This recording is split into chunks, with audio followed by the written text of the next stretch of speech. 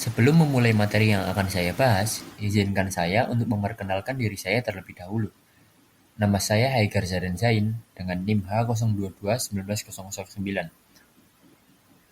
Pada kesempatan kali ini, saya akan membahas tentang materi filosofi matematika terkait matematika sebagai bahasa. Peradaban manusia sejak zaman dahulu diawali dengan adanya interaksi antara manusia satu dengan manusia lainnya, atau bahkan dengan alam sekitarnya. Berbagai macam cara yang dapat digunakan sebagai alat komunikasi, salah satunya adalah bahasa. Interaksi manusia dari dulu hingga sekarang tidak luput dari bahasa, dengan berbagai macam bahasa berupa lisan, seperti bahasa nasionalis yang digunakan untuk wilayah tinggalnya masing-masing, hingga bahasa isyarat yang digunakan sebagai alat bantu komunikasi bagi orang-orang yang berkebutuhan khusus. Kita semua telah mengenal berbagai macam bahasa, seperti bahasa Arab, bahasa Inggris, bahasa Sunda, dan masih banyak lagi. Kekurangan dari bahasa-bahasa itu adalah bahasa tersebut hanya mewakili dan atau dapat digunakan pada daerah atau negara tertentu, atau kepada orang-orang yang mengerti atau paham dalam penggunaan bahasa tersebut, yang berarti bahasa tersebut tidak bersifat universal. Namun, ada satu bahasa yang unik dan bersifat universal yang dapat digunakan sebagai alat komunikasi, yaitu adalah bahasa matematika. Hal ini menyatakan bahwa sahnya matematika bukan hanya sekedar menghitung saja. Matematika juga bisa menjadi bahasa, sama halnya dengan bahasa lain seperti bahasa Inggris dan bahasa lainnya. Yang membedakan adalah bahasa ini bisa menjadi penghubung dalam bidang keilmuan. Matematika sebagai bahasa juga dapat kita lihat dari sejarah umat manusia, yaitu bahwa matematika terus berkembang. Ini bukan berarti matematika berkembang mengikuti perkembangan zaman, melainkan matematika menjadi dasar dari perkembangan umat manusia.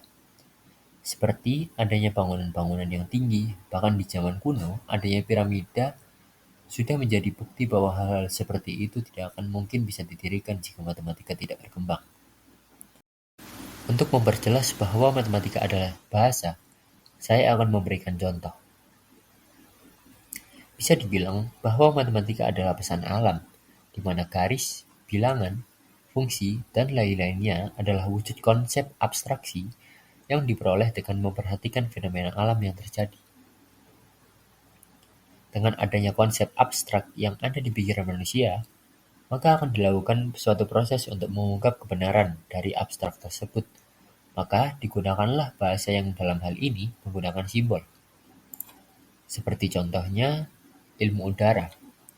Dahulu umat manusia tidak memahami keberadaan udara karena manusia tidak bisa menggunakan indera mereka untuk melihat ataupun memegangnya. Tapi ketika ada fenomena udara menjadi angin, pada akhirnya umat manusia menyadari keberadaannya. Sekarang ilmu mengenai udara sudah ada, yaitu mekanika fluida. Dan penerapannya pun diperlukan ilmu matematika yang canggih. Alam semesta merupakan hal yang sulit untuk dibaca dan juga tidak ada habisnya untuk dibahas. Tapi matematika menjadi salah satu cara untuk membacanya. Dengan simbol-simbol yang terkandung di dalamnya, bermaksud untuk menjadi bahasa penghubung antar ilmuwan dan memecahkan persoalan-persoalan yang ada.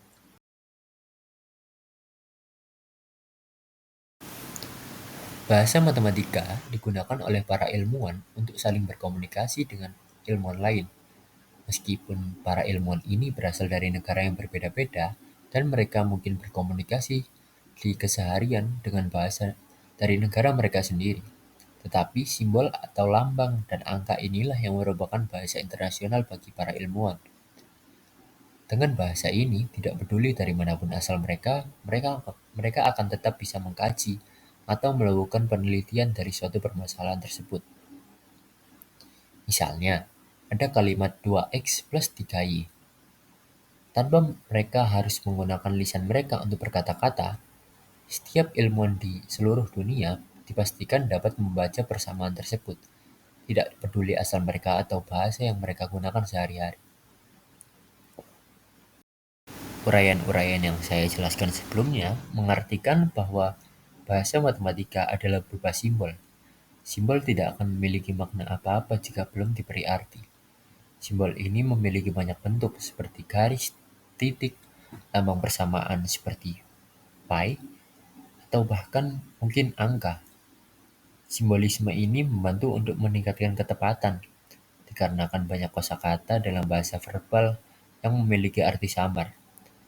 Dengan adanya simbolisme ini, membantu manusia untuk mengekspresikan sesuatu dengan lebih simpel dan efisien dalam bidang keilmuan.